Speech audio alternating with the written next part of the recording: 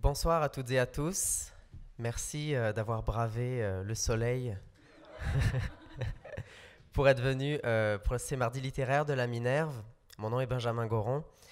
Et donc c'est un nouvel événement qu'on met en place, les mardis littéraires de la Minerve. Qu'est-ce que c'est en quelque sorte? C'est un petit peu comme... C'est un événement où je veux mettre en place une sorte d'hybridation.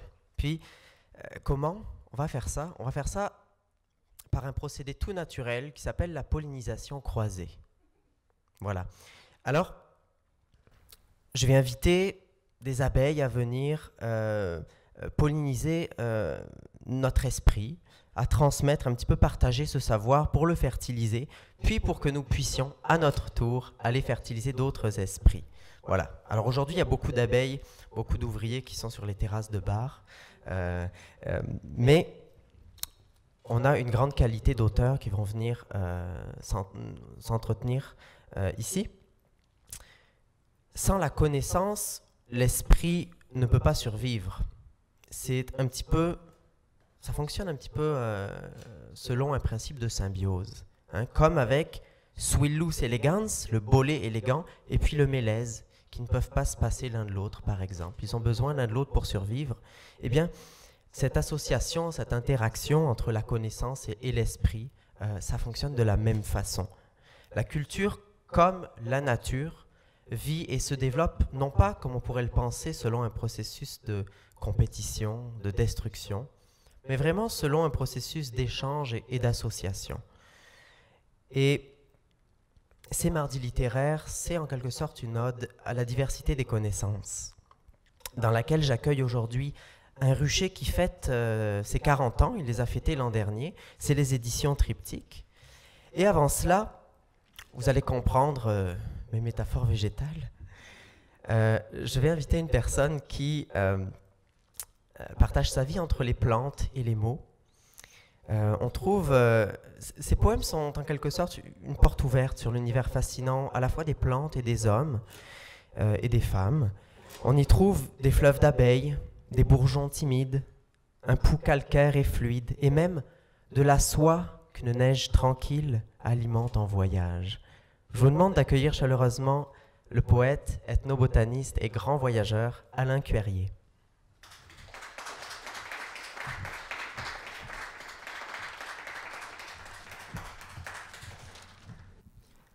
Donc bonsoir Alain. Bonsoir. Merci beaucoup d'avoir répondu à mon invitation. Merci à toi. On peut peut-être partir de l'ethnobotanique avant de parler de la poésie. Comment est-ce que tu es arrivé à cette passion pour les plantes, puis pour l'ethnobotanique, qui est une discipline quand même assez spécialisée? En fait, c'est un grand détour que d'arriver à l'ethnobotanique, mais au départ, c'est davantage un souci pour l'environnement qui m'a mené en biologie. Et de là, par des chemins de traverse, j'ai été étudié aux États-Unis. J'ai rencontré des gens qui étaient en fait le père de l'ethnobotanique moderne. Et il y avait un livre qui sortait aussi dans ces années-là qui parlait des classifications folkloriques. Je ne vous en parlerai pas aujourd'hui. Je vous fais grâce du thème. Mais et ça a quand même piqué ma curiosité. J'étais aussi une personne qui aimait donc à la fois, oui, la biologie, mais les sciences sociales. Et lors de mes études de doctorat, j'avais publié en philosophie et en histoire. Donc, ça me plaçait pas comme ethnobotaniste, mais ça me donnait quand même quelques outils pour, quand il y a eu cette ouverture au Jardin botanique de Montréal, où je travaille. Donc, bon, pour ceux et celles qui ont déjà mis les pieds au jardin, vous savez qu'il y a un jardin des Premières Nations, et c'est là qu'ils ont ouvert ce poste d'ethnobotaniste. Et comme c'est un jardin, ils demandaient avant tout un botaniste, donc ce que j'étais, et qui avait une certaine, qui était ouvert, qui était un être poreux à la question ethnologique. Et c'est comme ça donc, que j'ai eu ce poste-là. Et que j'ai dû refaire toutes rebâtir un peu mes recherches dans ce sens-là. Donc, tu es responsable de ce jardin des Premières Nations, ce qui t'amène à voyager beaucoup, à partir dans le nord notamment du Québec. peut-être même du Canada. Euh, Qu'est-ce qui se passe quand tu voyages, quand tu vas au Nunavut ou quand tu vas à Mastoyatch? Est-ce que, en bon scientifique, tu sors tes outils, tu te promènes dans la nature, tu fais tes échantillons et tu repars? Oui et non. En fait, c'est une part de mon travail en tant que botaniste. Effectivement, je fais des relevés de végétation. On essaie de comprendre donc, ce qui arrive, par exemple, quelles sont les répercussions des changements climatiques sur les plantes médicinales qui sont utilisées par les Premières Nations, par les Inuits, donc du Nunavik. Je n'ai pas mis les pieds encore au Nunavut. Je travaille au Nunavik, au Nunatiavut, donc le Labrador également.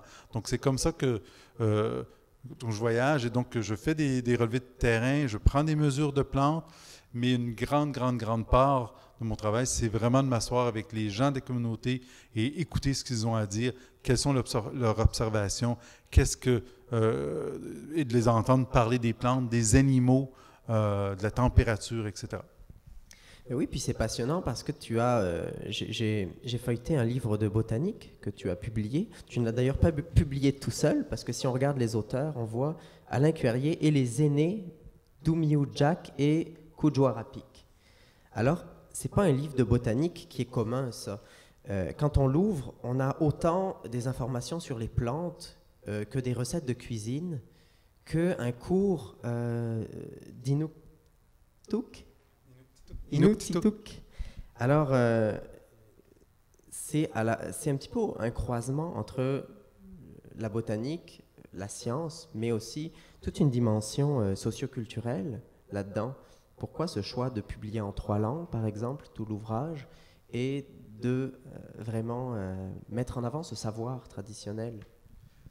Mettre de l'avant ce savoir-là, c'est en fait dire un peu aux Inuits eux-mêmes, mais aussi à d'autres. Mais en fait, les Inuits ont un savoir extraordinaire et ils se doivent d'en être fiers. C'est important de donner un crédit important à ce savoir-là, qu'on a négligé pendant des siècles.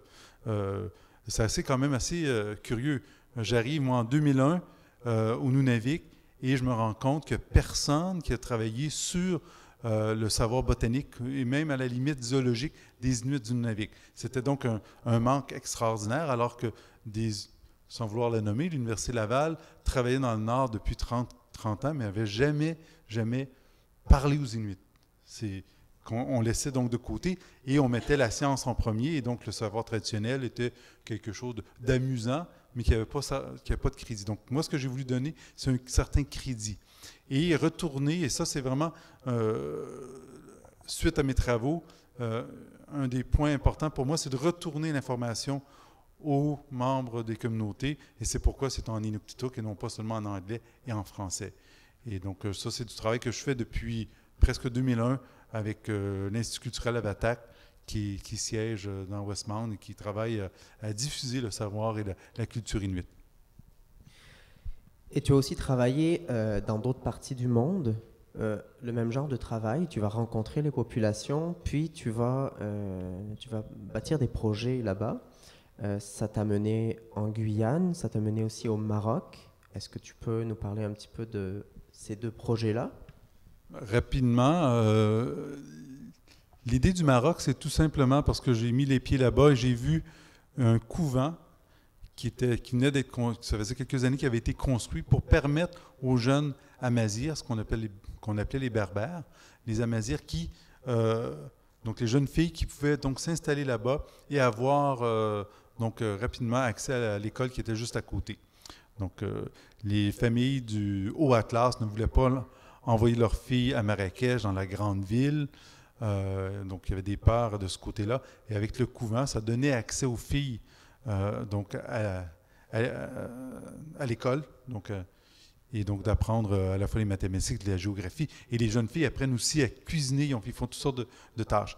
Il y avait un lopin de terre qui était en friche, et j'ai dit à mon collègue qui travaille là-bas, j'ai dit, ce serait vraiment chouette, parce que là, ils apprennent, si tu veux, le savoir occidental, ce serait bien qu'ils gardent contact avec le savoir de leur famille, le savoir amazigh, et qu'on pourrait planter des plantes médicinales ou alimentaires utilisées par les différents villages à travers le Haut-Atlas. Donc, le projet est en cours. C'est les jeunes filles qui ont fait le dessin du jardin, qui ont commencé à récolter des graines, on a acheté des plantes, etc. Donc, ça, c'est un projet qui ne sera jamais fini parce qu'un jardin, il faut toujours y travailler. Mais donc ça, c'est le premier projet, tout petit projet, en fait, qui me donne à peu près aucun crédit au niveau, au niveau recherche, ça ne me donnera pas de publication comme telle, quoi qu'on vise de faire un petit livre encore là pour eux. Et on sait que les livres pour les personnes en sciences, en biologie, ça ne vaut pas grand-chose. Il faut publier des articles, ça vaut beaucoup plus qu'un livre, malgré le fait que j'ai publié pas mal de livres au cours des années. Mais c'est ça. Donc, en Guyane française, c'est en fait un étudiant en co-tutelle avec l'Université de Guyane et l'Université de Montréal. Et là, on a quelqu'un qui travaille sur la question du diabète. On avait travaillé beaucoup chez l'Écrit sur la question du diabète et on a voulu faire le même travail, comprendre quelles sont les plantes médicinales qui pourraient intervenir dans la prévention du diabète chez le peuple palicourt. Et on veut augmenter ça au niveau même de voir comment on pourrait en arriver, puis c'est un projet qui touche aussi le Québec, en arriver à mettre sur pied des cliniques de médecine traditionnelle. Donc, qui n'est évidemment pas tellement bien vu souvent par les médecins, que ce soit du Québec ou de France. Et donc, on essaie de voir comment on pourrait arriver à arrimer cette médecine-là avec la médecine moderne. Donc, c'est un peu le travail qu'on est en train de faire là, à l'heure actuelle. Oui, ben oui. Puis c'est très intéressant parce que c'est un parcours atypique. On a souvent tendance, notamment à mettre un clivage entre les sciences humaines puis les sciences naturelles. Toi, tu les regroupes, puis ça fait partie d'un même tout, j'ai l'impression. Est-ce que ça peut fonctionner ensemble? C'est quoi ta pensée par rapport à ça? Par rapport peut-être à ces carcans qu'on peut retrouver parfois, est-ce que c'est un manque d'ouverture ou est-ce que vraiment les plantes, ça n'a pas de valeur médicinale? Ah ça, on ne va pas faire un débat là-dessus. J'aimerais bien que le docteur Vadeboncoeur soit ici pour qu'on puisse faire un débat un à un. Lui qui croit que les plantes n'ont aucun effet. Il n'a toujours pas voulu manger mes muffins aux potes. J'attends toujours qu'ils viennent chez moi. C'est comme le pot n'a aucun effet, évidemment. Mais cela dit, je pense qu'il y a un clivage qu'on veut défaire. Même les institutions, les grands organismes subventionnaires parlent de pluridisciplinarité, de multidisciplinarité, mais dans les faits, c'est très difficile. Or, quand vous êtes comme moi, un biologiste qui travaillait en santé et en plus que vous faites des interviews, vous faites du travail plus au niveau social ou ethnologique, vous êtes une proie facile. Je suis une victime, là. Quand je fais une demande de subvention, c'est assez facile de dire, lui, c'est un biologiste, on ne va pas lui le financer. Ou encore, ses derniers travaux sont en santé, donc pourquoi irait-on lui donner une bourse pour travailler sur la représentation du territoire chez les Inuits? Et c'est ça qui est dommage, parce qu'on veut aller de l'avant, mais en même temps, tu as encore une certaine inertie, je te dirais, chez les chercheurs. C'est eux qui sont quand même derrière là, les bureaux qui ont des postes un peu plus hauts. Là. Et c'est triste. Et je te raconte une anecdote, en fait. Quand on essaie de publier, j'ai voulu publier un article dans une revue de sciences sociales, et on l'a refusé parce que j'utilise des outils quantitatifs. Et quand je veux publier un article sur lequel j'ai des analyses qualitatives, les journaux de biologie et autres refusent mes articles parce qu'il n'y a pas de quantitatif. Donc, je suis un peu ostracisé à la fois par les biologistes et à la fois par les gens qui sont anthropologues ou sociologues et autres. Donc, c'est très difficile. Donc, il faut jouer fin jeu. Il faut dire, tout ce qui est quantitatif, je ne le mets pas dans mon article, même si je trouve que ça ajoute à l'article. Donc, je l'enlève pour ne pas me faire refuser mon article. C'est aussi bête que ça. Et on se fait refuser aussi par les revues de pharmacologie et de médecine qui ne croient pas aux extraits bruts de plantes. Il faut donc travailler avec des molécules pures. Je ne rentrerai pas encore dans le débat. Il faudrait avoir des gens pour comprendre pourquoi, et ça serait trop long. Mais donc, il y a encore des choses à parfaire, là. Et ne serait-ce que de dire, on se rappellera que le Québec, il y a un ministre qui a dit que, le savoir autochtone ne valait pas le savoir scientifique. Et ça, je pense que c'est une erreur de dire ça. Les deux savoirs, c'est en fait une richesse de les mettre ensemble. Et ça, on ne le comprend pas encore complètement. Bon, il y aura toujours des retardataires pour dire ces choses-là. Je pense qu'il y a un mouvement de plus en plus grand pour en fait accueillir le savoir traditionnel. Et quand on est dans le Grand Nord, quand on se promène, quand on est dans ce silence, dans ce calme, qu'est-ce qu'on apprend au contact des plantes sur nous, sur la vie, sur l'être humain? Est-ce qu'on apprend par exemple l'humilité? Mais l'humilité vient, oui, parce que c'est des paysages qui sont immenses, le Grand Nord. Vous faites par exemple, vous partez au mois de décembre d'une communauté, vous faites 10 minutes de marche et vous ne voyez plus rien, il n'y a plus de signes de vie humaine. Donc vous restez assez humble. Surtout si vous avez, en plus que si vous êtes dans un endroit, que vous êtes proche de certaines îles où les ours polaires vous attendent de pied ferme, ben, vous êtes encore plus humble dans ce côté-là. Et l'autre problème, l'humilité vient pas juste de ça, vient aussi de la rencontre des Inuits. Les Inuits, c'est des personnes qui sont très, très candides et très, très humbles. C'est extraordinaire de s'asseoir avec les aînés, c'est le beau côté de mes projets. C'est pas juste de voyager, oui, d'aller dans les Torngat, d'aller ici et là, rencontrer des palicots, mais c'est des personnes qui sont très accueillantes, qui aiment beaucoup rire et qui se prennent pas pour des... Il y en a quelques-uns là, qui ont été comme inoculés par la sauce occidentale, mais c'est rarement le cas des Inuits du moins. Et ça, c'est vraiment un peuple qui est très beau et qui me disait, par exemple, quand on parlait de plantes et tout ça, qui me disait, il n'y a pas de différence entre toi et moi, on est des êtres humains. Et voilà, il y a une césure au niveau du langage, mais c'est tout. Donc, il y a vraiment des choses à apprendre de ces peuples-là. Et donc, tu ramènes de ces voyages dans le Nord, notamment un voyage au début des années 2000, tu ramènes avec toi des carex, des armérias, des saxifrages, et puis tu vas les mettre ensemble dans un magnifique ouvrage qui s'appelle Fragments échappés du froid, qui est illustré avec tes photos, tu as prises là-bas.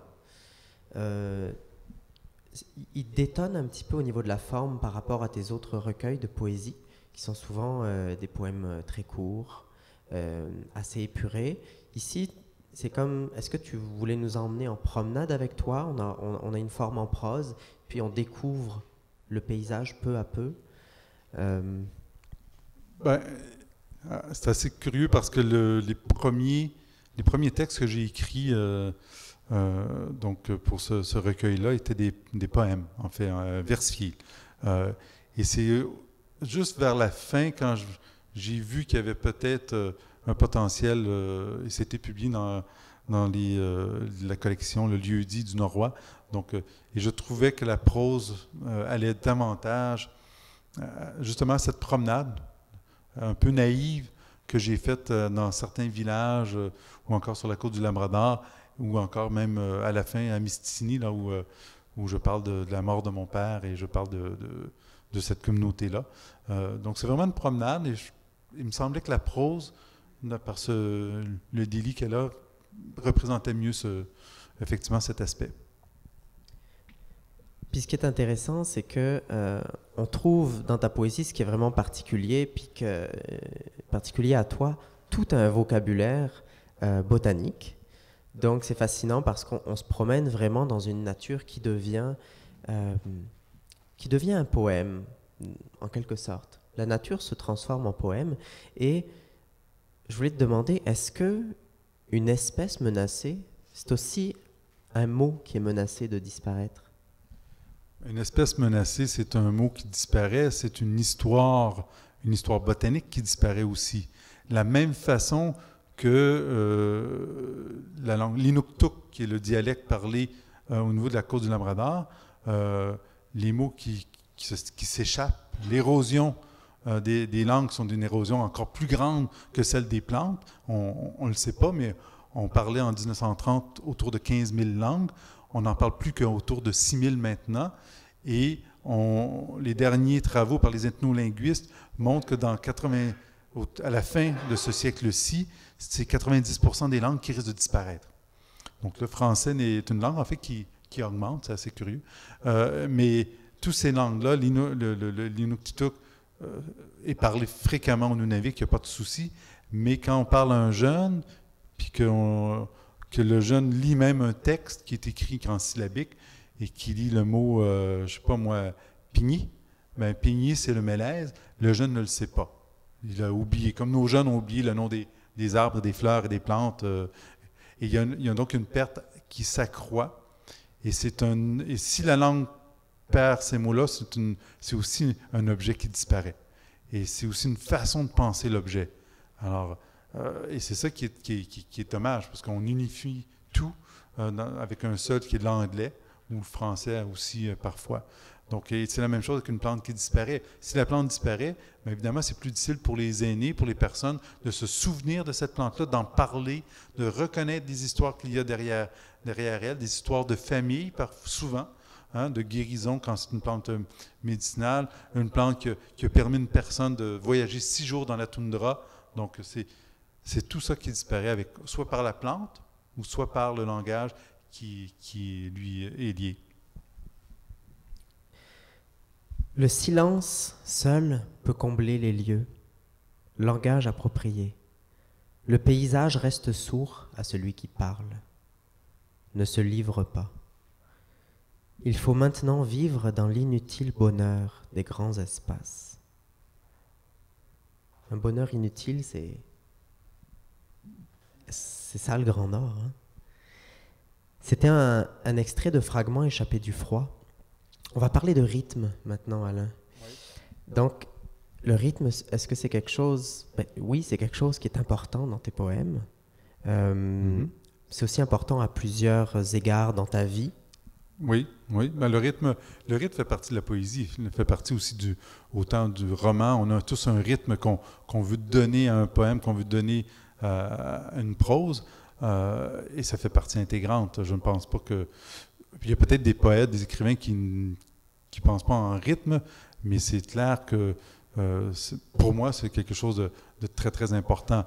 Et on le voit, et c'est une difficulté d'ailleurs de traduction d'un poème ou de garder un certain rythme que l'auteur a bien voulu donner à sa poésie.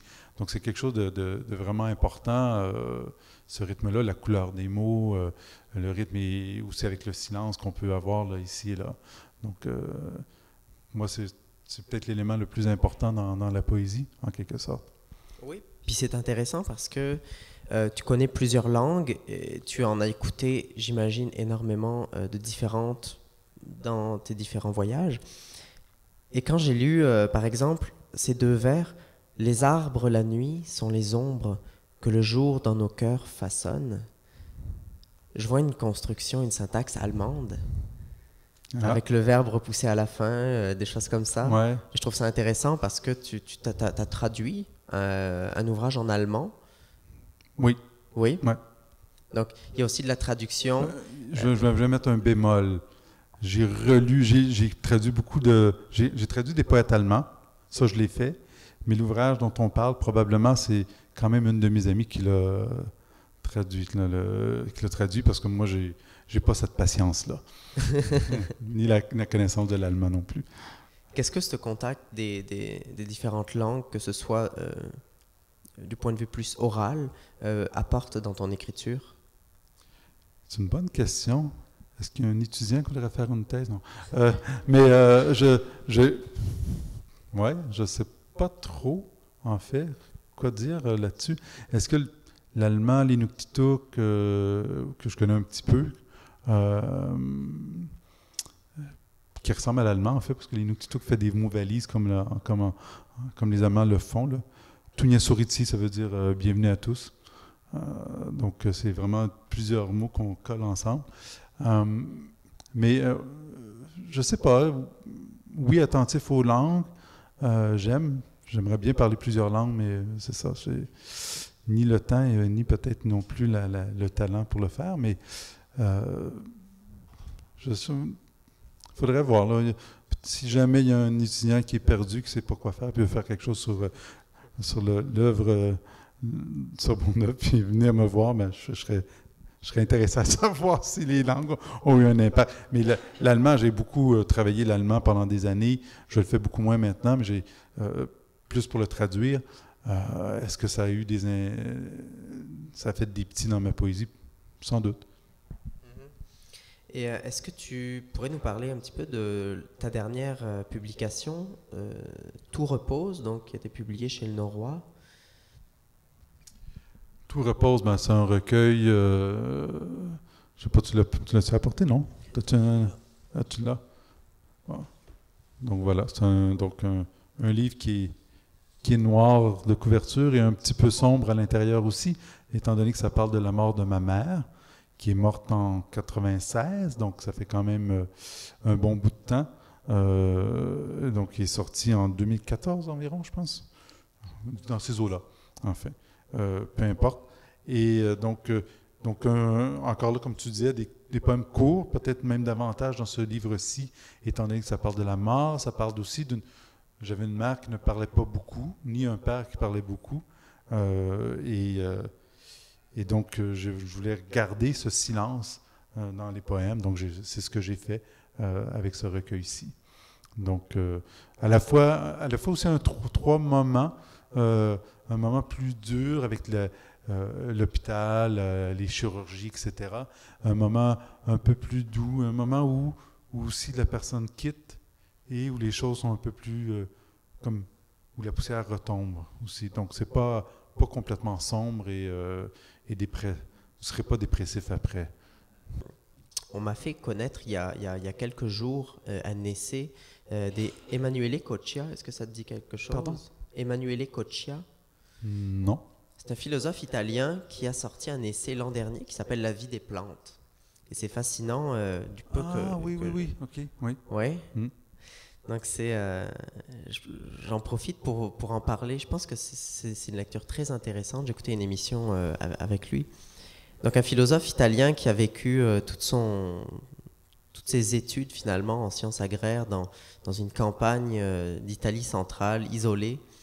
Et puis en pleine contemplation des plantes. Et il est ressorti de là, il a fait des études de philosophie. Puis il a toujours été fasciné par les plantes, mais du point de vue des plantes. Et son essai prend le point de vue des plantes, et donc c'est complètement renversant en fait, parce qu'il nous dit à quel point on considère les plantes seulement d'un point de vue de l'être humain aujourd'hui, puis notamment aussi à quel point les plantes ont perdu de l'intérêt dans notre culture occidentale depuis à peu près 2 siècles. Auparavant, elles avaient un grand intérêt, un grand pouvoir, on leur conférait beaucoup d'attention. Et c'est vraiment un essai à la fois métaphysique, philosophique, sur le vivre ensemble aussi, puis qui nous montre à quel point les plantes sont partout. Elles sont dans ce que l'on respire, elles nous traversent, elles sont dans les animaux que l'on mange, etc. Puis je pense que ça éveille l'esprit aussi, ça ouvre à beaucoup de perspectives par rapport à notre interaction avec les plantes. Et d'ailleurs, il y a tout un courant, un petit courant, je dirais, mais un courant, dernièrement en Italie d'ailleurs, où certains chercheurs commencent à se poser des questions sur la notion de conscience chez les plantes. Donc, il y a si vous êtes amateur de zen et de bouddhisme, il y a un coin que les maîtres demandaient à leurs étudiants, est-ce que les plantes ont une âme? Donc, je ne sais pas si on va y répondre, mais il y a des gens qui se posent la question à l'heure actuelle, des gens qui sont en fait des chercheurs universitaires. Donc, je ne sais pas comment ils font pour obtenir leur financement, mais bon, bref. Ça reste, il y a même une revue qui travaille là-dessus. Il y a une revue même à Guelph, au Canada. Je connais le chercheur qui a mis une revue un peu moins académique et qui se pose des questions sur sur la question, sur la spiritualité et les plantes, mais de façon très, très vaste. Donc, c'est une revue qui peut autant publier de la poésie que des articles des essais ou d'un point de vue philosophique, aborder la notion de plante. Voilà, pour ceux que ça intéresse. Mais, merci Alain, je vois que tu as ton sac à côté de toi. Est-ce que tu avais une petite surprise dans ton sac? Oui, une petite surprise, malheureusement pour vous. Benjamin sait que j'aime taquiner l'harmonica et le banjo.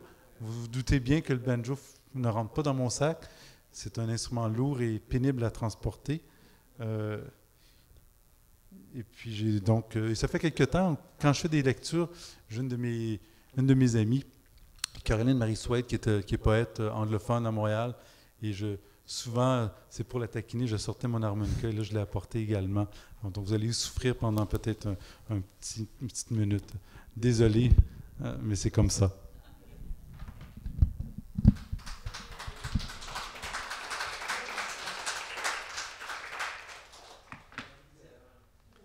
Hein? Ouais, applaudis ça avant, comme ça, puis huer après.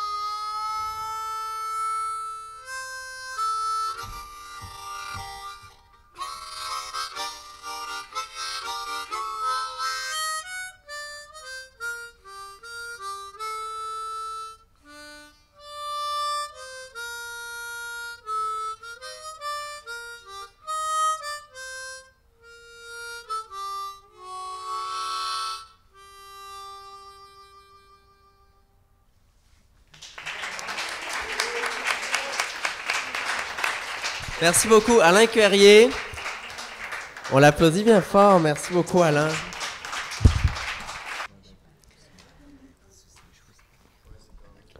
Rebonsoir à tous. J'ai le plaisir aujourd'hui d'accueillir les éditions Triptyque.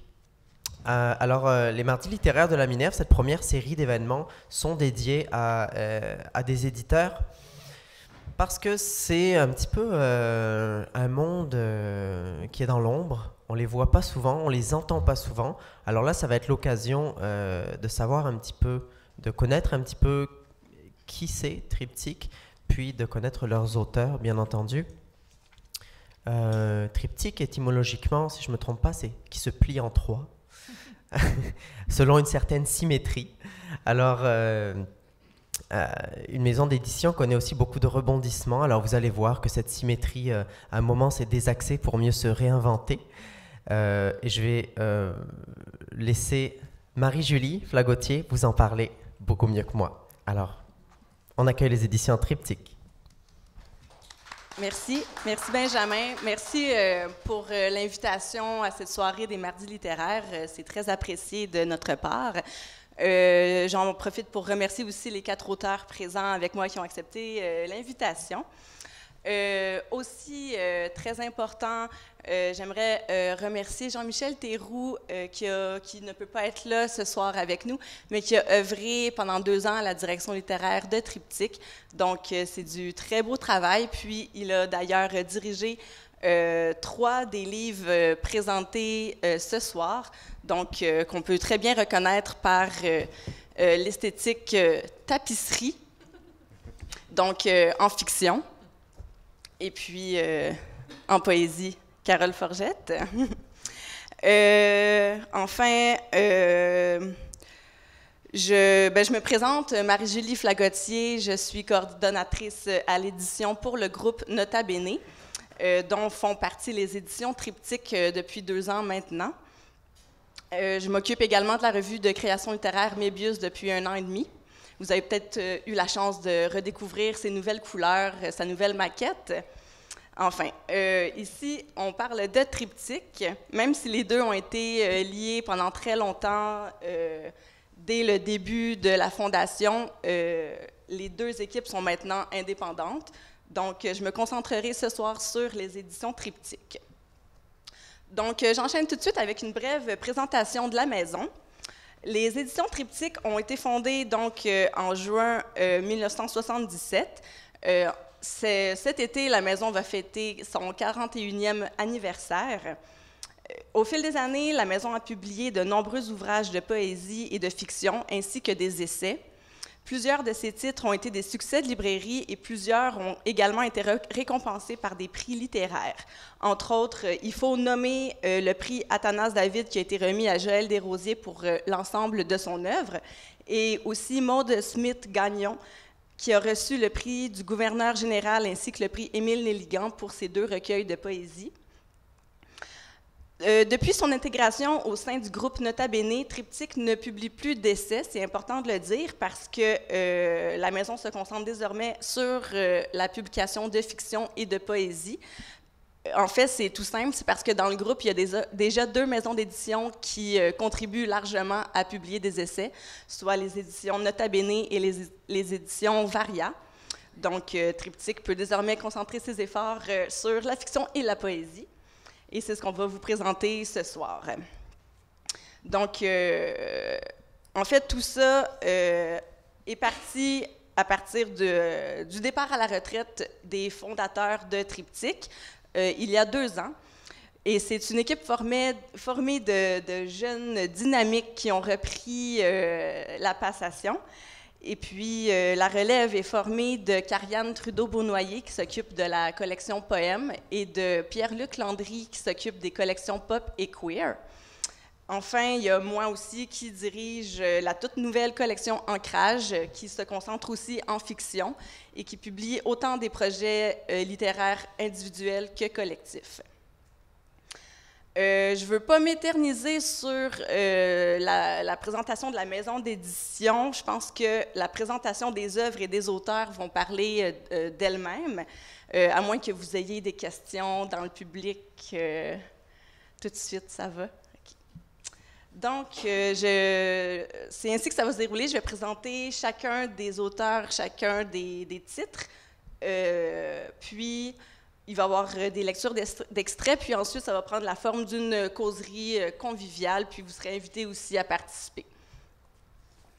Donc, en ordre de parution, à l'automne 2016, on a publié le premier livre d'Alina Dumitrescu, Le cimetière des abeilles. Donc, Alina Dumitrescu est née en Roumanie. Immigrée au Québec il y a maintenant presque 30 ans. C'est bien ça, Alina, 30 ans? Presque? 28 novembre. OK. Donc, ça fait 29 ans et demi. Wow! C'est très précis. On aime ça. Donc, Alina vit aujourd'hui à Montréal. Elle a étudié la psychologie, la criminologie et les relations interculturelles à l'Université de Montréal. Le cimetière des abeilles a été écrit en français et il est son premier livre. Il a été nominé au Festival de Chambéry et a remporté le prix de la diversité du Festival littéraire international Métropolis Bleu. Et d'ailleurs, la cérémonie de remise de prix aura lieu ce dimanche au Musée McCord, qui est juste à côté d'ici. Donc, si certains sont intéressés, à 14h30. Encore plus de précision. Donc, à propos du cimetière des abeilles, c'est un récit en petits morceaux. Il est composé d'un album d'enfance où la narratrice replonge dans son enfance roumaine, de récits de son rapport à Paris et à la France, ainsi que d'un journal de voyage ou un journal d'émigration ou d'immigration, on pourrait l'appeler de plusieurs façons, et qui relate ses premiers jours à Montréal. Ce livre parcourt les impossibilités de s'adapter à un nouveau lieu. L'écriture est adroite et pleine de surprises, et la langue, quant à elle, est inventive et poétique. Dans son livre, Alina jette un regard à la fois naïf et désabusé sur les réalités dures, étranges ou saugrenues du monde socialiste roumain et de celui, tout autre, du Québec contemporain. Donc, Alina, je t'inviterais à lire un extrait de quelques minutes de ton livre, s'il te plaît. Merci bien. Est-ce que vous m'entendez? Bon. J'avais préparé 2 pages qui parle de la langue et de la coupure, culturelle, si l'on veut, et linguistique entre les parents et les enfants qui sont nés ailleurs. Mais en attendant, parler tant des abeilles, de pollinisation, de toutes sortes de métaphores, je me permettrai de lire 2 autres pages sur le cimetière des abeilles. C'est écrit, c'est bien sûr, l'intention, c'était d'écrire des choses graves par la voix d'une petite fille entre les frontières fermées de la Roumanie communiste, l'impossibilité de voyager, mais c'est une petite fille philosophe et poète. Donc, je vous lirai quelques mots sur la langue. Quelques mots sur la langue, oui. Coupée en amont et en aval de ma langue d'origine, la langue maternelle rétrécit jusqu'à devenir uniquement la langue de la mère. Ma mère ne peut prononcer ni les U, ni les AN, ni les E. Petite, je me retirais tout doucement dans ma tête pour lui échapper. Maintenant, c'est dans le français que je m'abrite. Je fais la sourde oreille en écrivant dans une langue qu'elle ne peut ni lire ni comprendre. C'est ma vengeance linguistique. Mes enfants, eux, vengeance involontaire, ne lisent pas le roumain et les mots qu'ils comprennent en roumain, vocabulaire limité, ne sont que la langue de leur mère. De ma mère, je suis orpheline linguistique, de mes enfants endeuillés. Une situation inextricable, la langue qui se tarit faute d'être utilisée. Les souvenirs se tarissent aussi, faute d'être revisités. La langue maternelle, devenue langue de la mère, deviendra entre nous langue morte. Nul autre cataclysme que celui de l'émigration. Mes fils ne peuvent pas goûter aux subtilités de la langue qui m'a bercée et par laquelle j'ai eu aussi accès au français. Mes fils me sont devenus étrangers, sacrifiés pour une vie meilleure, un avenir radieux. Je suis sortie du rang, de ma lignée, je suis sortie aussi de mon continent. Émigré, l'énorme blague. Je me cherche ailleurs pour voir si j'y suis. Et la plupart du temps, je n'y suis pas. En voyage au pays, je n'y suis plus.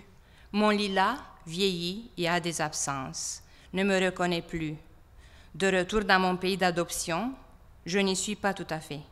Double absence. Prise de doute, mes racines poussent en couronne, sens dessus-dessous, des racines aériennes. Et maintenant, un très court texte qui s'appelle « Le cimetière des abeilles ». Nos pommiers en fleurs courent de la rue jusqu'au fond du jardin. Les ruches en enfilade suivent cette ligne parfumée et bourdonnante.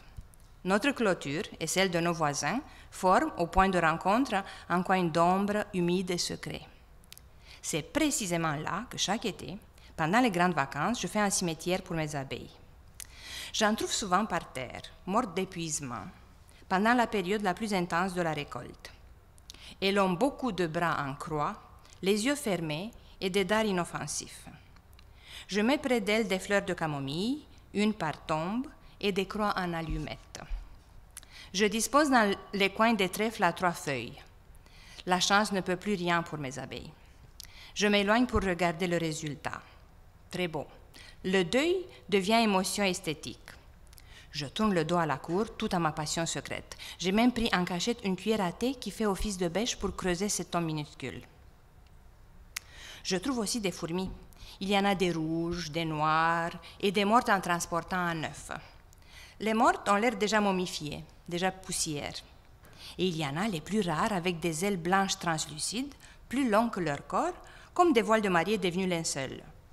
Les fourmis, à elles, sont une anomalie que je ne réussis pas à comprendre.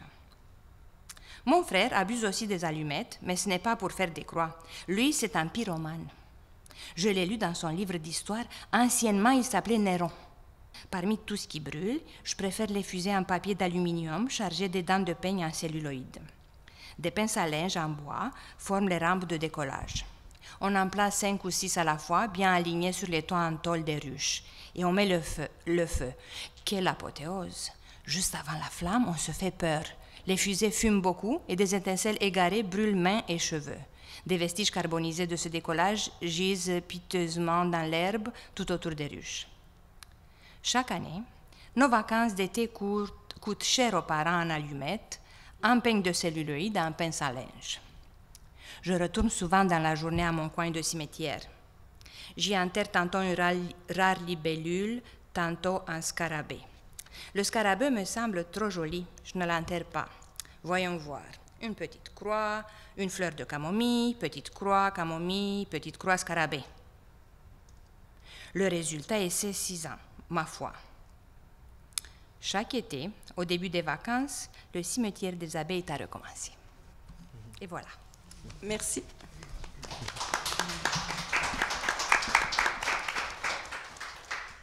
Je passerai maintenant tout de suite à Yohan Lavoie avec son livre « Infirme ». Donc, Yohan Lavoie vit également à Montréal. Il détient une maîtrise en lettres à l'UQAM. « Infirme » est son premier roman aussi. Parmi les faits saillants, Infirme a fait partie des meilleurs livres de l'année 2017 selon Simon Boulris, et il a également mérité 4 étoiles dans Le Devoir ainsi qu'une excellente critique lors de sa parution. Ces fameuses étoiles. Les fameuses étoiles, ce système qu'on adore. Faut quand même s'en vanter quand ça arrive, hein? Et donc, à propos du livre, je vous lis le résumé.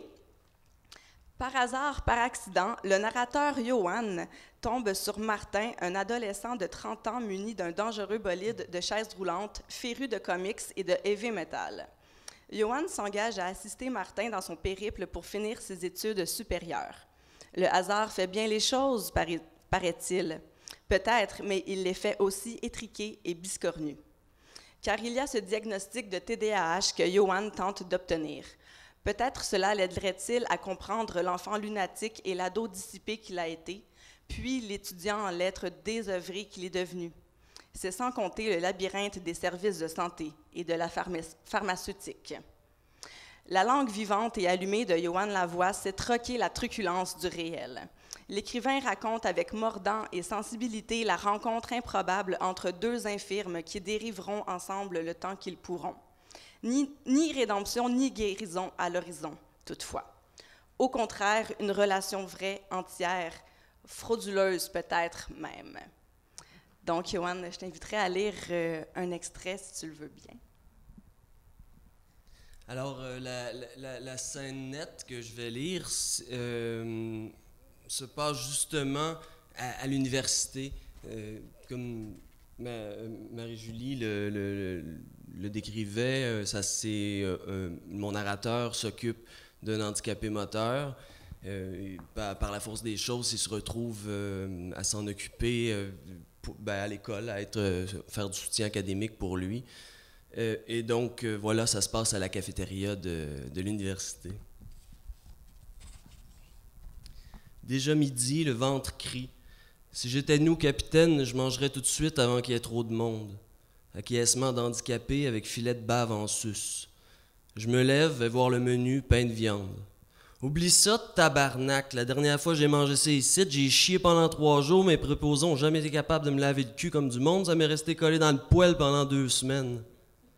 Silence environnant. Les 2 filles à côté ont vraiment l'air d'apprécier leur assiette. Pogne-moi donc un club et une hostie de liqueur brune. On se croirait dans une taverne, comme si Martin en avait bu 2 ou 3 de trop. Je m'approche de lui à reculons. Objectif, prendre son argent dans son sac banane. J'écarte du bout des doigts à son manteau encore taché de son déjeuner. Dur à dire s'il s'agit de celui de ce matin ou celui d'hier. Je dézuppe la fermeture éclair de son sac banane, me sens extrêmement mal parce que j'ai les mains extrêmement proches de ses parties génitales. Déplace son portefeuille, pousse la télécommande de la porte électrique de son vaisseau, tombe sur des miettes diverses et non identifiées pour finalement ramasser au fond du sac un 20 piastres lousse tout chiffonné. Allez donc savoir pourquoi, mais c'est toujours quand je fouille dans sa sacoche, quand j'ai la tête à 2 pouces de la sienne, qu'il se décide à éternuer. Je vais faire une escale aux toilettes pour m'essuyer la face. J'en profite pour boire un peu d'eau, mater les filles, j'étire, je suis payé à l'heure. Après un bon gros 5 minutes, quand j'ai satisfait ma vessie, mon hygiène, ma soif, mes yeux, je passe le tourniquet de la cafétéria. L'idée de manger ailleurs qu'à l'hôpital, des métros secs, congelés et réchauffés, m'était encore jamais passé par la tête avant de rencontrer Martin. Ma dernière fréquentation de cafétéria doit bien remonter à l'école secondaire, overdose de pain de viande sur fin de croissance d'adolescent. Le temps s'arrête ici, dans les cafétérias d'école, tout est pareil depuis toujours, du pain de viande dans mon assiette à la madame permanentée qui me la sert.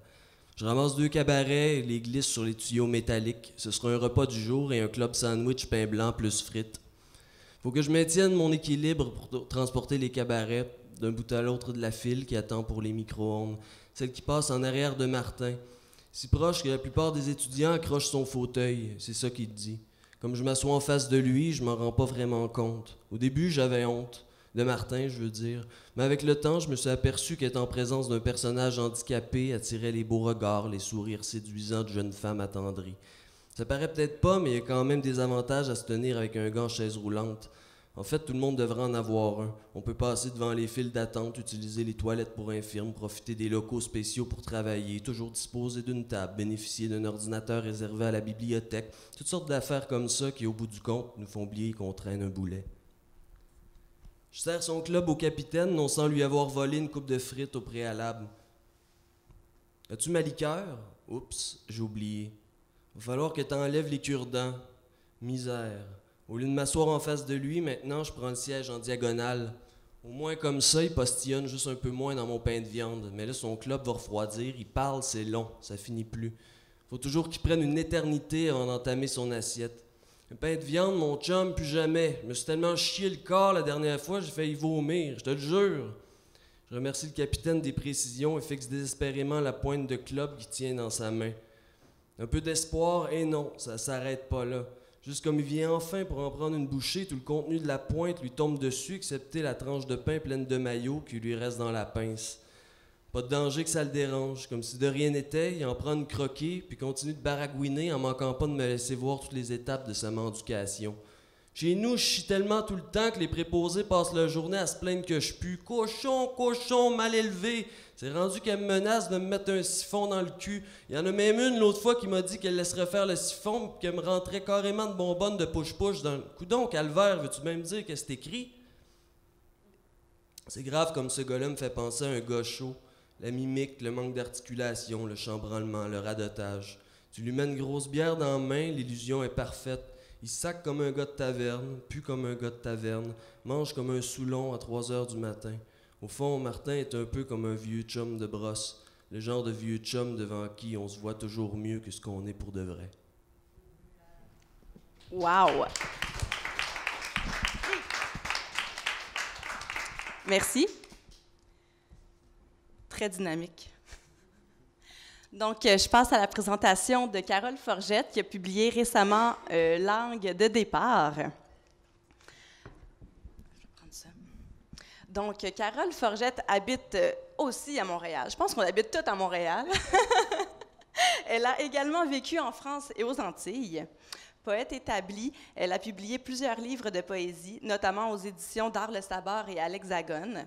Après la publication en 2013 de son superbe recueil « Le sol ralentit sous mes pas » aux éditions Triptyque, elle nous revient avec une quête marquée par l'exploration de la langue dans un contexte de traduction, d'où son titre évocateur « Langue de départ ».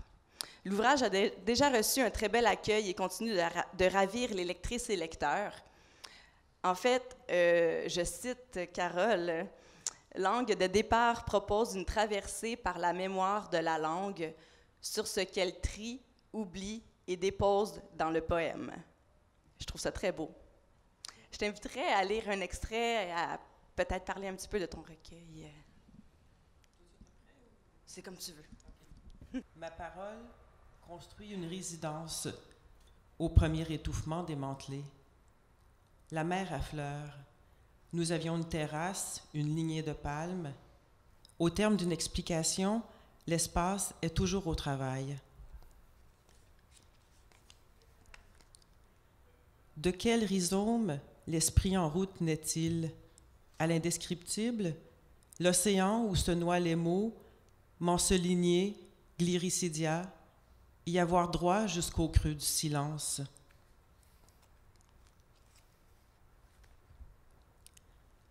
Ajoutés à plusieurs repères, Renéville, ses coqs de combat, les dalles lavées à 5 heures du matin.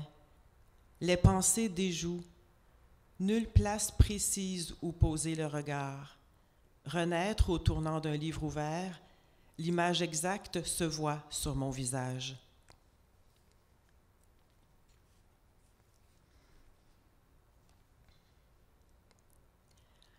Il y a la rive, l'approche, une définition s'expose, je traduis de la mer, les enjambées quand on descend, le relief qui prend tout son sens en un point de l'Amérique demeure une masse.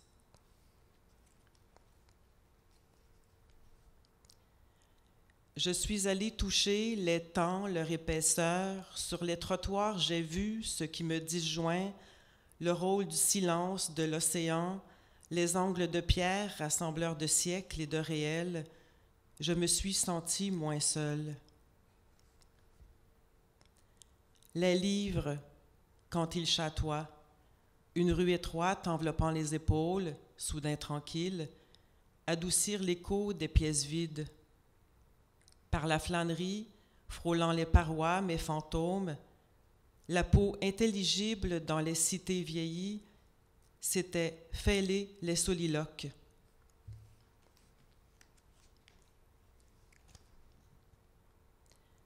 Les pieds ont avancé sans obstacle. Jusqu'au soleil, les dalles lisses, rien à franchir. En ce logis, aucun geste n'oppose de résistance. Cela tient au seuil, au bruit du métal à l'oreille de la chercheuse.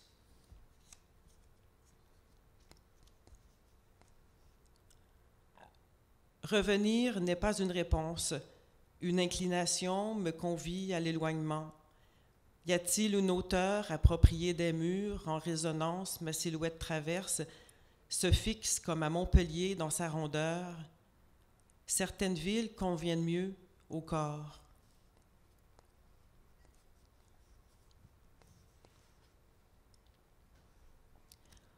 À une longitude, une latitude près de la question, mais librement, sans m'appuyer sur « où irai-je après ?» qui me préservera d'une autre naissance, mais rêveusement, lorsqu'on prononcera mal mon nom. Merci. Très beau. Donc, on passe à notre quatrième, Benoît Côté avec « Récolter la tempête » qui a été publié tout récemment. En fait, le lancement avait lieu lundi passé. Donc, à propos de Benoît Côté, formé en composition, Benoît Côté est docteur en musique. On a entendu ses œuvres au Québec et à l'étranger, particulièrement au théâtre. Son premier livre, un essai philosophique intitulé « Proposition de clarté », a été finaliste des prix littéraires du gouverneur général en 2017. Récolter la tempête est son premier roman. Il a d'ailleurs récolté une critique élogieuse accompagnée de 4 étoiles dans Le Devoir samedi dernier. Donc, félicitations.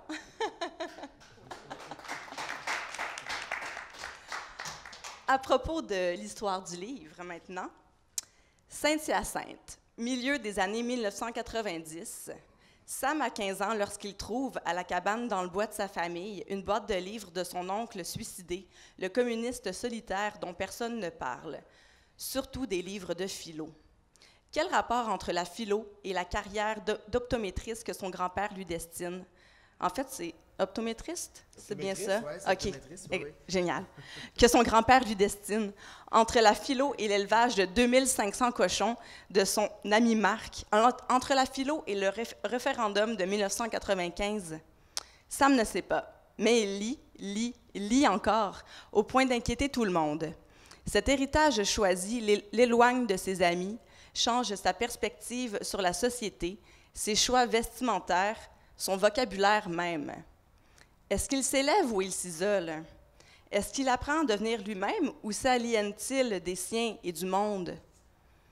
Mon oncle Gabriel n'était pas un ange, mais ses livres, pour Sam, tombent du ciel. Roman d'apprentissage, l'histoire de Sam culminera lors de la grande tempête du verglas de 1998. Pour Sam, ce sera la tempête d'une vie, l'occasion de se mesurer à ses nouveaux idéaux. On reste après la lecture de ce premier roman avec l'impression d'un monde dense, cruel, mais habitable, et avec le sentiment d'y avoir séjourné, d'avoir, comme Sam, cherché, perdu et retrouvé cette chose que Michel Tremblay a beaucoup chroniquée, le vrai monde. Oui, donc je te laisserai lire ton extrait. J'ai assez parlé. Alors, la scène se passe à Saint-Hyacinthe,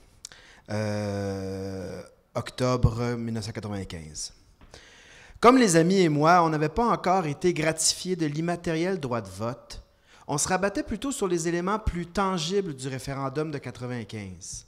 Les semaines avant le scrutin, on était là à détaler à travers la ville en une guérilla d'étourdis pour voler les pancartes du oui et du non. On embarquait 4-5 gars assis en arrière dans la vieille auto au grand frère à Marc. Seb montait sur le capot et tirait le bras et l'exacto pour couper les tie wraps. Les autres attendaient autour pour attraper la pancarte, le poteau d'électricité au centre de l'attroupement comme une sorte d'arbre fruitier desséché dont on cueillait la seule excroissance. Le grand frère à Marc restait dans l'auto, prêt à partir à tout moment si jamais la police se pointait. D'ailleurs, c'est même arrivé que les bœufs débarquent comme ça de nulle part. Le frère à Marc a crié « Descends du char, les cochons, les cochons !» Et dans l'intervalle entre le moment où Seb a sauté du capot et celui où il s'est retrouvé à terre, le vieux Bazou était disparu et nous, on était restés plantés là avec une énorme pancarte du non dans les bras. Un instant. Les policiers se sont approchés tranquillement et ont baissé leurs fenêtres. Celui qui conduisait nous a regardés. « Je suis content de voir qu'il y a des jeunes qui mettent du temps pour la bonne cause. » On ne comprenait pas. Frank s'est risqué. « Ben oui, monsieur l'agent, on fait du bénévolat pour l'équipe du non. On a pris un peu de retard pour poser nos pancartes, mais celle-là, c'est la dernière. Hey, penses-tu que je sais pas que tous ceux qui travaillent pour le non, c'est des vieux papis qui dorment à cette heure-là? Franchement, c'est de l'autre cause que je parle, moi. Enlevez-les, les petites pancartes du non. Cette fois-ci, on ne se va pas avoir tabarnak. » L'auto de police est reparti tout de suite et a fait flasher ses lumières pour passer sur la rouge à l'intersection. Pour la plupart d'entre nous, c'était le premier contact direct avec la police. Pour les autres, c'était, et de loin, le plus positif. On a bondi de joie comme si c'était le référendum lui-même qu'on venait de gagner. Le frère à Marc, quand il a repassé plus tard à nous voir heureux de même, ne savait pas s'il devait s'approcher ou s'enfuir de nouveau. Mais on a tous foncé sur son char pour taper sur le capot. Le frère à Marc a sorti la tête. « Hey, vos gueules, ils vont revenir! »« Ben non, gros lâche, ils nous aiment à cette heure, les bœufs! » Pouvoir enfin se crisser un peu de la gueule du grand frère à Marc était une autre belle victoire. Mais lui aussi, finalement, a fini par retrouver sa bonne humeur et nous a fait rouler à 180 sur les routes de campagne. Toute la gang tassée dans sa minoune, coincée avec les affiches qu'on avait coupées en 56 morceaux avec l'exacto à Seb pour que ça rentre. On s'est rendu dans leur cul-de-sac de fond de rang où la famille à Marc habitait avec 2500 cochons. Son frère nous a répété, pour peut-être la 25e fois de la soirée, de fermer nos gueules. Puis il a éteint son auto pendant qu'elle roulait encore. Après d'innombrables samedis soirs, il avait peaufiné une technique remarquable qui consistait à se mettre sur le neutre, à éteindre les lumières et à couper le moteur pour bien passer sans bruit à côté de la maison où ses parents, insouciants, étaient couchés. Il connaissait l'endroit précis où il devait éteindre l'auto et la vitesse à laquelle elle devait aller à ce moment-là pour dériver en douceur le long des 710 pieds de chemin de terre qui séparaient sa maison de la porcherie. Nous, on se la fermait docilement, regardant passer la maison les yeux grands ouverts et sérieux comme des genres d'espions de la guerre froide devant un sous-marin russe. Pour nous énerver, le frère à Marc ne rallumait pas ses lumières dans le petit chemin de terre. Il connaissait la route par cœur, la moindre petite curve, le moindre trou d'eau. Mais nous, on capotait en silence. Il y a juste eu Marc pour oser dire quelque chose. « Hey, rallume les lumières, Chris! Si on prend le clos, Paf va nous tuer! » Vous êtes tombé une belle gang de gros gays peureux. Je suis sûr que les bœufs de tout à l'heure, ils vous ont juste laissé partir parce que vous avez pipé tous les deux. Je suis sûr que c'est Sam en plus. Sam, c'est le personnage principal du livre. C'est quoi là? T'es bien cave. Ben oui, Sam, avec ta belle grand gueule d'anglais. Hey, va chier. Puis check-nous bien le père de la de référendum à cause des têtes carrées comme toi. Je suis sûr que ton père travaille pour le non. Hey, à moins que tu le savais pas, mon père est américain. Ben, tout pareil, des crises de blocs. Mais merci pareil d'avoir bécoté les deux polices. Tout le monde sait que des cochons, ça adore ça, les Anglais. Fourrer les petits kebs dans le cul. « Hey, tu fais donc bien chier, puis de toute façon, c'est toi qui fourres les grosses truies de ta porcherie. Pour ça que tu connais aussi bien le chemin, en pleine nuit de même. Attention, tu vas foncer dans le mur! » Il faisait le coup à chaque fois, laissait rouler le char jusqu'à ce qu'il soit à un pied du mur en tôle de la porcherie. Chacun son bout de pancarte sous le bras, on s'est dépêché à sortir. Mais l'odeur de cochon a bondi sur nous, puis on a tous regretté, à part Marc et son frère qui étaient habitués, d'avoir autant insisté pour sortir de l'auto. On a lancé les morceaux de pancarte pêle-mêle sur le rond de gravelle à côté de la porcherie. Mais Marc était déçu qu'on traite si mal notre trésor, comme si ça avait été l'or volé aux Incas. Chris, les gars, c'est pas parce qu'on les a coupés qu'on peut tous les calisser n'importe où de même. C'est quoi, là? Tu veux qu'on les recolle? Ben oui, c'est évident. Mais il fait bien trop noir. Dis à ton frère qui allume les lumières du char. Ils vont pas nous voir, là, tes parents, il me semble. Naturellement, le frère à Marc ne voulait pas allumer ses phares. C'était sûrement pas parce qu'il avait peur de réveiller ses parents. On était bien assez loin, isolés dans notre parfum de purin. On dirait que c'est une prérogative du grand frère que de dire non pour rien. Mais il a tout de même fini par accepter d'allumer ses 4 flashers. C'est donc dans cette ambiance stroboscopique orange, d'autant plus pénible que son tempo était lent, qu'on a joué au casse-tête de pancarte. Comme ma seule manière d'écœurer Marc était de ne pas faire exactement ce qu'il voulait tout en faisant mine de suivre ses ordres, j'ai proposé de réassembler les pancartes n'importe comment. Ça a donné un mélange étrange de oui et de non, les logos et les slogans entremêlés. Des oui et ça devient possible et la séparation, on a raison de dire non. On a obtenu on cible, on pose, on vient, s'arrête, dit oui et on s'épate l'arrêt. C'est le mieux qu'on a pu faire. Merci. C'est tellement bon. Donc, ici, on a quand même la chance d'avoir 3 premiers romans réunis autour de la table. Donc, je me demandais si vous pouviez répondre à cette question, en fait, par rapport à la genèse du projet littéraire. Est-ce que ce premier roman répondait à un besoin particulier ou d'où est né vos projets de romans? Moi? OK, bon. Ben, dans mon cas très personnel, j'avais commencé à écrire ça il y a peut-être une dizaine d'années, en fait, là. Hein? Puis, c'était à un âge où, bon, j'arrivais à 28 ans, j'allais avoir un deuxième enfant à ce moment-là, puis j'avais mal à partir avec mon entrée dans la vie adulte et mes relents d'adolescence qui devaient forcément mourir avec mes nouvelles responsabilités. Puis j'avais comme besoin de conjurer le sort d'une certaine façon et puis de faire le procès d'une certaine façon de l'ado qui vivait encore en moi d'une certaine façon. Puis ça a été personnellement ce projet-là. À l'époque, je me concentrais surtout sur ma carrière de musicien, donc je pensais jamais que ça deviendrait un livre publié en bonne et due forme. Mais c'est ça, je pense qu'il y avait quelque chose effectivement de purgatif dans le travail. Merci. C'est catharsis, pas purgatif, c'est catharsis, c'est ça que je voulais dire. Est-ce que c'est un peu... Les premiers textes... oui, pardon, idéalement. En ce qui me concerne, moi aussi, j'écrivais comme ça par besoin personnel et surtout puisque j'en avais marre de me considérer, je me considère toujours, un francophone défectueux. Donc, ma grande lutte, c'était d'écrire et de peaufiner la langue et d'avoir accès à des phrases qui vibrent bien, le rythme et tout ça. C'était surtout la langue française comme telle. Et de temps à autre, j'envoyais des textes à des concours littéraires, à des revues, et je gagnais au moins le 2e prix. Donc, il y a 3 ans, mon amoureux et premier fan m'a dit c'est du gaspillage, donc il faut s'y mettre.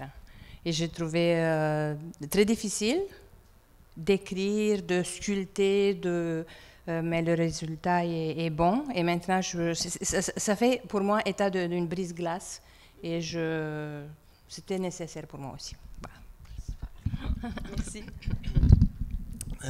Alors moi, ben, je suis pas d'un milieu du tout où il y avait des livres, où ça lisait, où il y avait des intellectuels. Je viens d'un milieu d'ouvriers des plus classiques. Puis, donc, j'ai été initié au livre assez tard dans ma vie.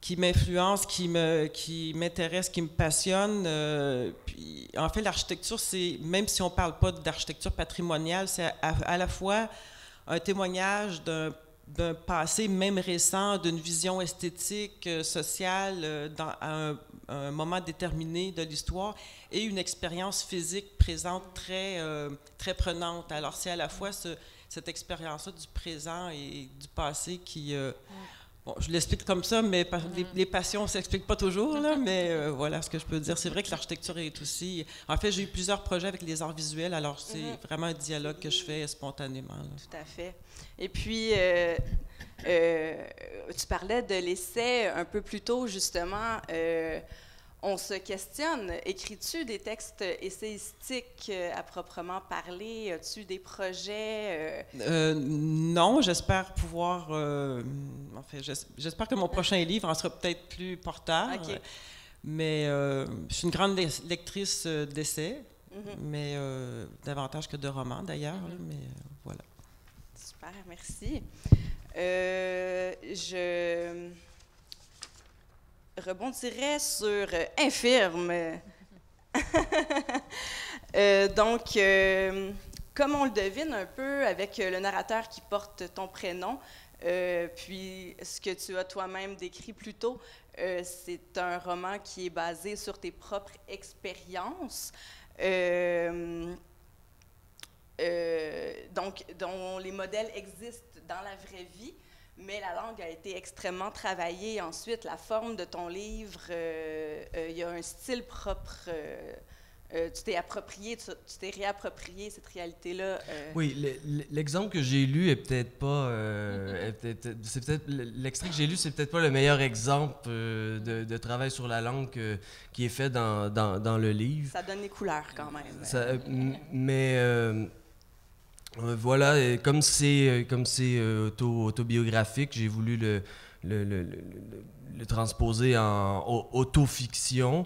Je fais la nuance entre les deux. C'est vraiment l'autofiction, c'est une espèce de fourre-tout. Puis chacun y colle vraiment la définition qu'il veut. Mais bon, je me suis penché un petit peu là-dessus pendant mes études. Puis pour moi, la définition, en tout cas le projet autofictif que j'ai voulu faire, pour moi, la fiction se crée justement par le travail sur le langage. Bon, là, ça rejoint un petit peu Dubrovsky, mais c'est surtout que c'est pas de la transcription littérale ou directe de ce qui s'est produit. C'est pas quelque chose de raconté. Vraiment, j'ai reconstruit des scénettes avec un paquet de choses que j'ai écrites pendant un an ou deux. Et bon, avec tous ces éléments-là, j'ai fait des structures narratives. Alors, toutes les scènes qui se déroulent dans le livre ne sont pas nécessairement des scènes qui ont eu lieu. Donc, le travail de fiction, il est là, pour moi, dans cette construction-là narrative, à partir d'éléments existants déjà. Bon, à travers ça, on peut en mettre un peu, on peut en ajouter un petit peu pas pour le personnage d'handicapé, là, si on atténue un peu plus. Mais voilà, donc le travail de fiction, pour moi, il se trouve là. Je me souviens même plus de la question. Oui, sur le langage. Ouais. La question n'est pas importante. La réponse, puis je trouve que... La langue d'arrivée. puis je trouve que le langage québécois est vraiment fort ou en couleur, et je voulais pas tomber dans l'oralité écrite ou trop dans justement écrire comme on parle.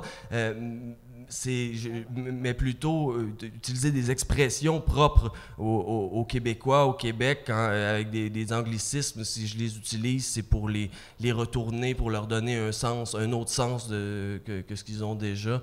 Donc voilà, le matériau langue québécoise m'a vraiment accompagné dans ma démarche. Ça a été vraiment un beau carré de sable pour rendre ça. Oui, ça se voit quand on lit ton livre, en effet. Tu as vraiment utilisé ce matériau-là, puis tu l'as façonné à ta façon pour construire, finalement, c'est ça. Tu as réinventé vraiment... réinventé, le français au complet. Peut-être pas, non. Ben merci. C'est très intéressant parce qu'on a des œuvres qui se rapprochent beaucoup de vos vies aussi. Alina, ça raconte, c'est un récit sur ton enfance en Roumanie et puis on te suit ensuite jusqu'au Québec. Moi, je suis Ou voilà. la police secrète. Donc, toi, ce rapport au réel et en parallèle avec l'écriture de ton livre, comment tu vois ça? Comment tu as construit... Bon, voilà. J'ai parlé de la langue, mais il y a toujours plusieurs motivations. Sinon, on ne troque pas notre vie pour rester là, recroquevillé. Merci.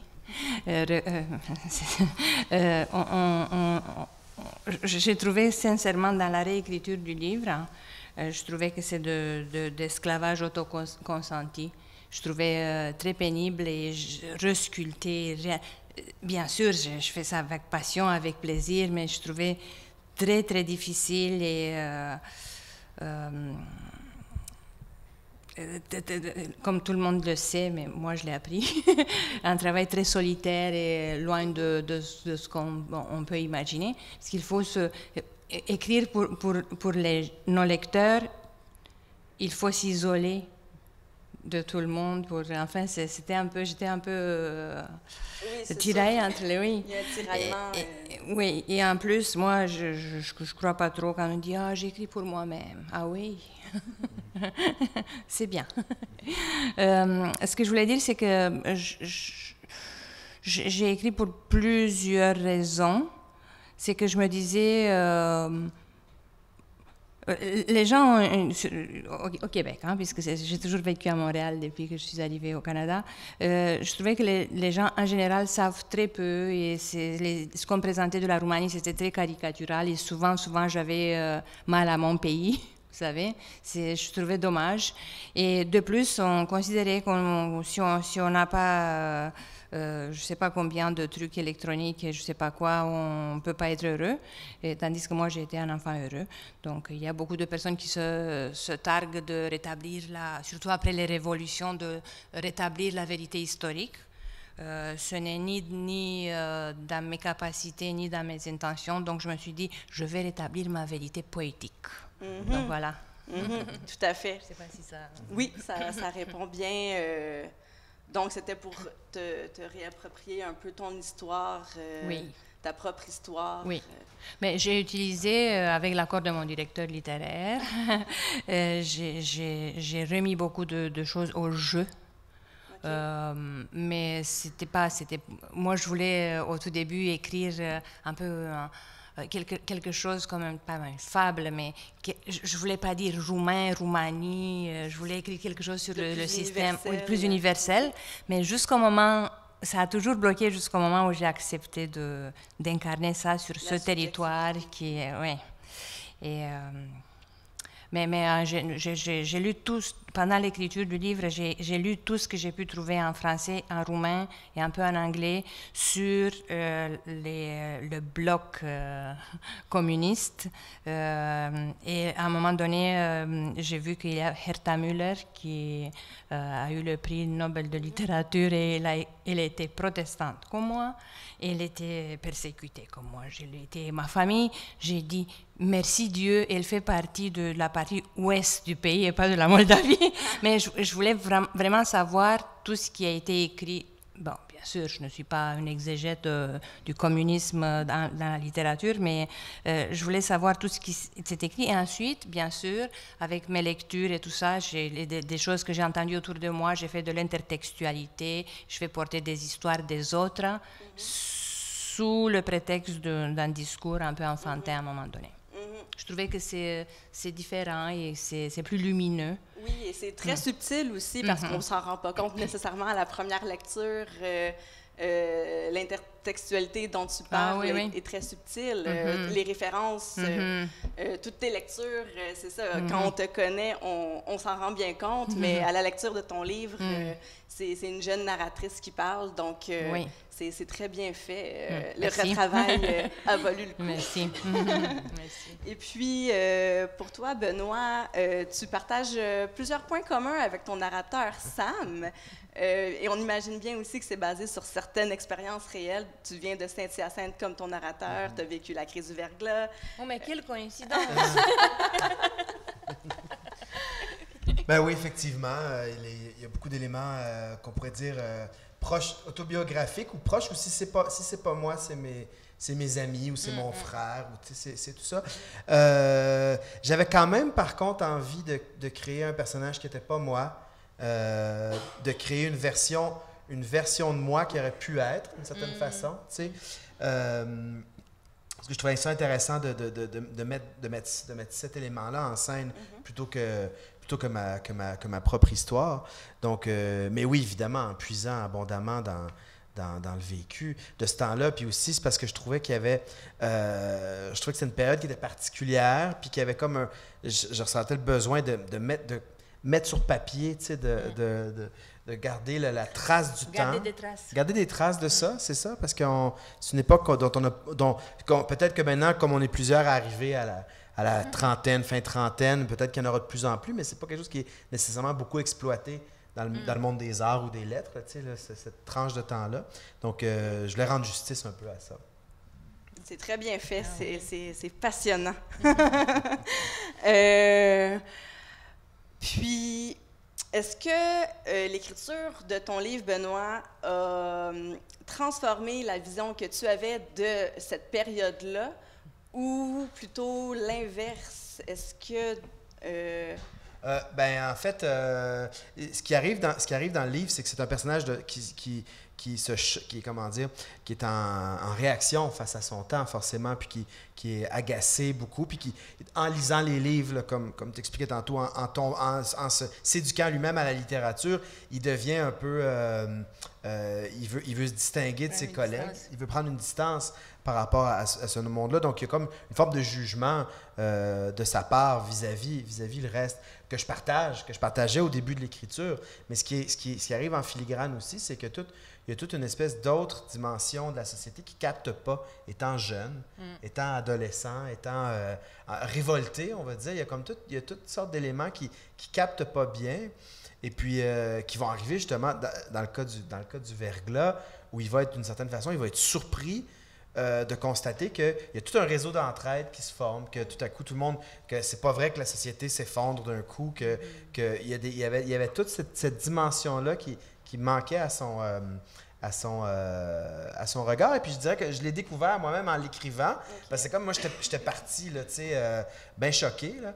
Et puis, c'est comme si je disais, ben non, mais pour être réaliste, pour que ça marche, il faut montrer, en fond, le revers de ça. C'est ça. Donc, avec le recul, c'est ça. Puis le fait d'écrire, c'est une couche de recul encore plus. Forcément, c'est sûr, c'est évident, c'est tout un travail, vous le disiez, là, tu sais, qui est, comment dire, Est-ce que vous important. avez compris que l'adolescent est toujours là? L'adolescent est toujours là. Je pense que je ne sais pas si... comment dire? Je pense l'avoir bien compris. l'avoir mieux compris. Voilà. Et accepter aussi Accepter. cette part-là Oui, Avec tendresse. avec tendresse. De notre jeunesse. le plus oui. possible. Je rebondirais tout de suite sur le fait, Benoît, aussi que tu es compositeur, comme je l'évoquais plus tôt, Oui. et philosophe aussi à ses heures. Est-ce que ces formations-là contribuent à former ou déformer ton écriture? Bien, je dirais qu'il y a beaucoup, dans le monde des arts, il y a beaucoup d'éléments qui sont transversaux, hein, d'une certaine façon, que on apprend d'abord une éthique de travail, on pourrait dire, dans le travail de création. Et puis il y a des normes qui existent en composition musicale, qui existent aussi en littérature. Tu sais, la cohérence structurelle, la gestion du temps. Tu sais, on travaille avec du temps. Après tout, c'est le temps, le rythme, etc. C'est toutes des choses qui existent de part et d'autre et puis qui sont similaires. Je dirais qu'une différence que j'ai constatée par rapport à la littérature, c'est qu'en musique, on a tendance à utiliser beaucoup plus des formes des formes préétablies, Préétabli. d'une certaine façon.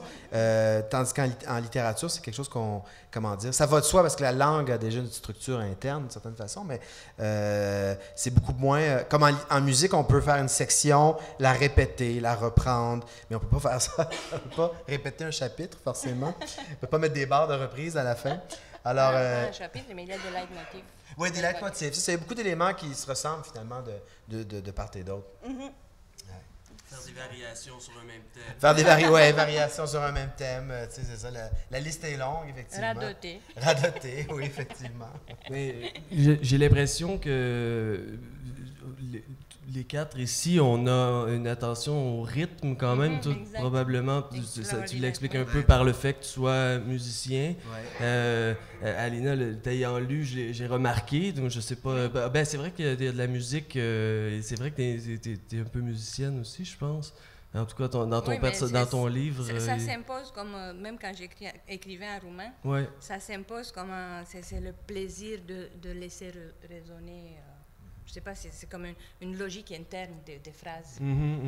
Ouais, c'est ça. Moi, je suis musicien amateur, mais ça envahit vraiment mon écriture quand j'écris, au point que souvent le rythme prend le dessus sur ce que je suis en train de dire. Puis là, l'éditeur est obligé de me ramener avec la syntaxe qui fonctionne pas, même si c'est mon métier de travailler avec la syntaxe, puis je suis dans l'enseignement aussi. C'est la musique de la langue. Mais c'est ça, parfois je me laisse tellement porter juste par la musique, par le rythme, que ma phrase, elle fait « OK, bon, le rythme c'est ça ». Il fait « Non, ça marche pas, faut que tu rajoutes un déterminant ou un pronom. Ah non, là, ça casse tout. » Je porte même pas attention à ce que je dis, plus attention finalement au rythme qu'à ce que je dis. Je devrais pas, mais c'est souvent des pièges dans lesquels on peut tomber. Ouais. Puis Carole en poésie aussi, j'imagine, c'est clair que... Est-ce que vous m'entendez bien? On a un nouveau micro. Est-ce que vous m'entendez bien? Oui. En fait, en poésie, le rythme est intrinsèque à la poésie. On ne peut pas écrire la poésie sans avoir trouvé son la, comme on dit. Alors, ça va de soi. Pour moi, c'est... Et oui, le rythme a été important dans ce livre-là. Oui. Puis, est-ce que tu te laisses... Bercé? Je Non. manque... Inspirer, emporter. Oui, emporté justement par d'autres sources d'inspiration comme les arts. Tu es beaucoup justement comme... Je lis évidemment beaucoup de poésie, beaucoup d'essais, et quand je suis en période d'écriture, je lis peut-être davantage aussi, mais d'une façon peut-être plus éclectique aussi. Je choisis davantage qui peut rejoindre mon propos, là, oui, c'est ça. Donc, les essais, oui, jouent un rôle très important. Toutes sortes d'essais sur l'architecture, sur l'histoire. Moi, je suis une passionnée d'histoire, et il y a un besoin de traces, de quête de traces, de questionnement sur le temps et ses traces dans tout ce que j'écris. Alors, ça va aussi avec.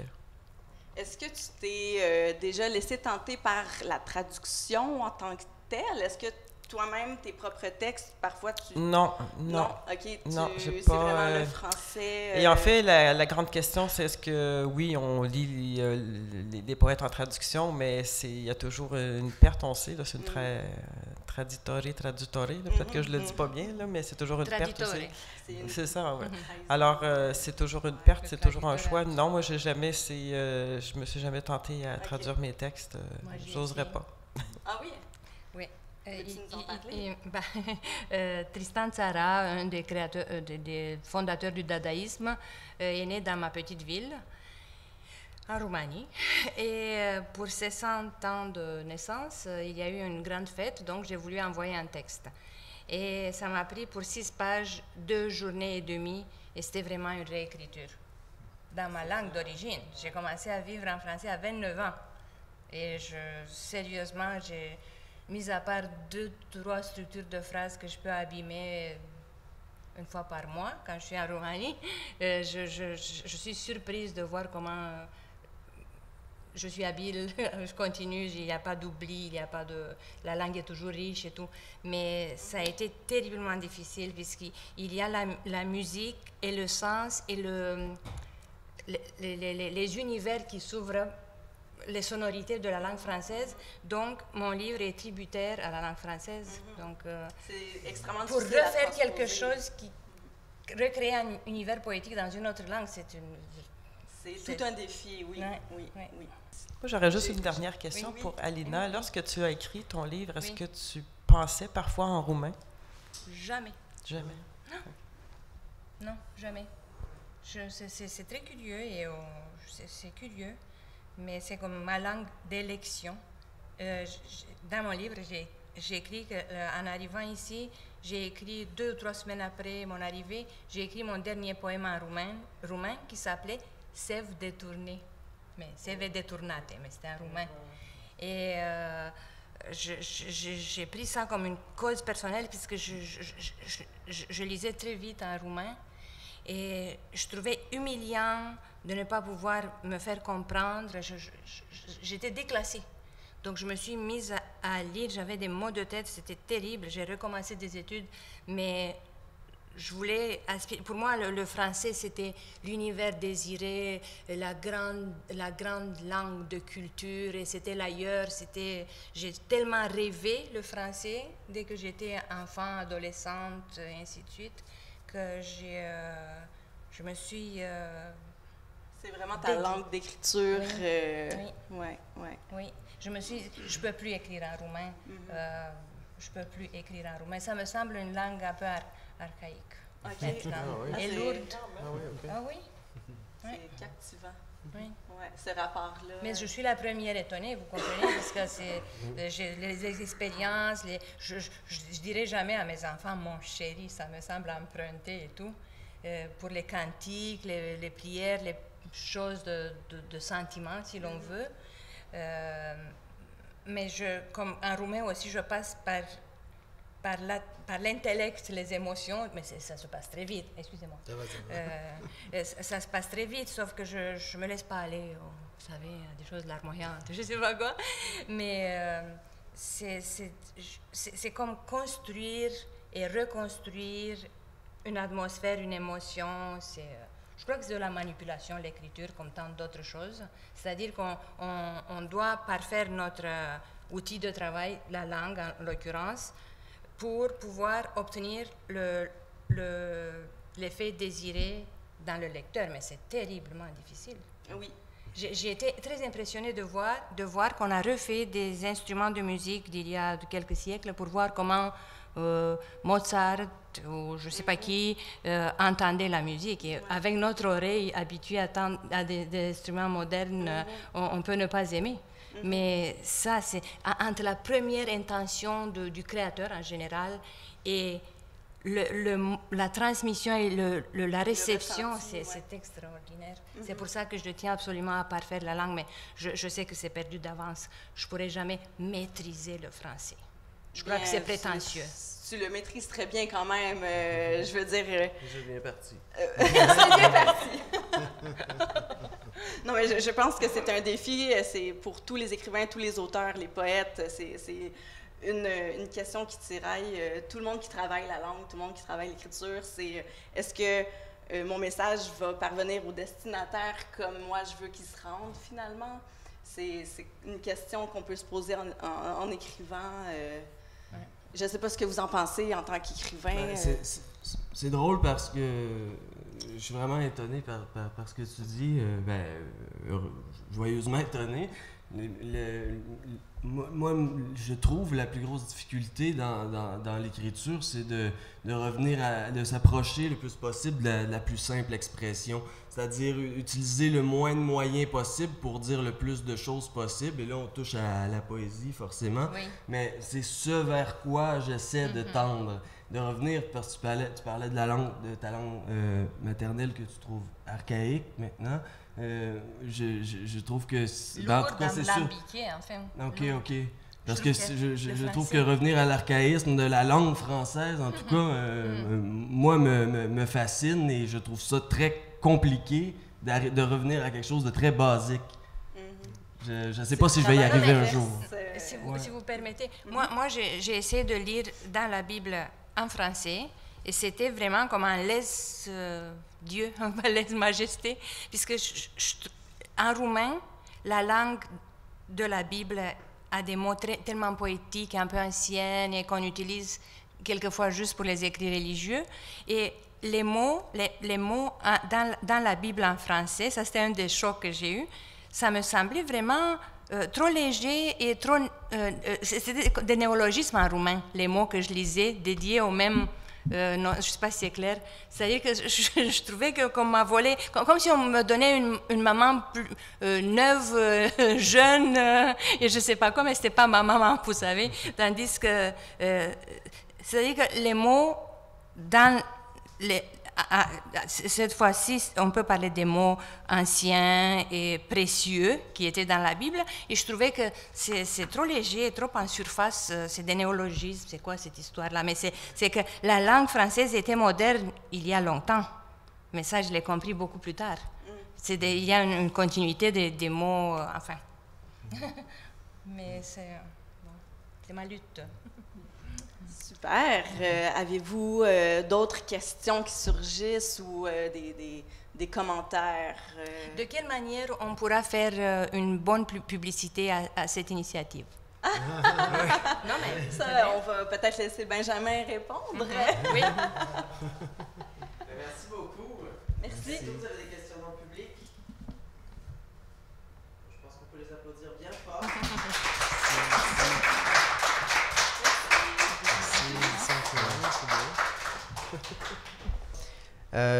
Quant au mardi littéraire, eh ben, vous pouvez déjà commencer par aller aimer la page Facebook, vous serez au courant de tout ce qui va se passer.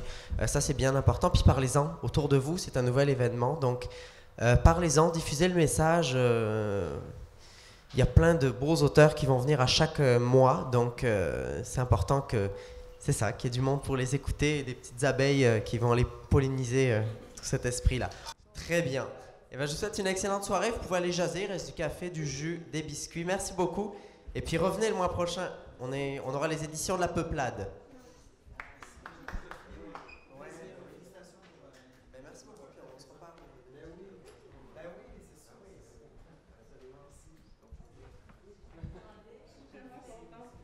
suis vraiment contente de t'avoir gagné.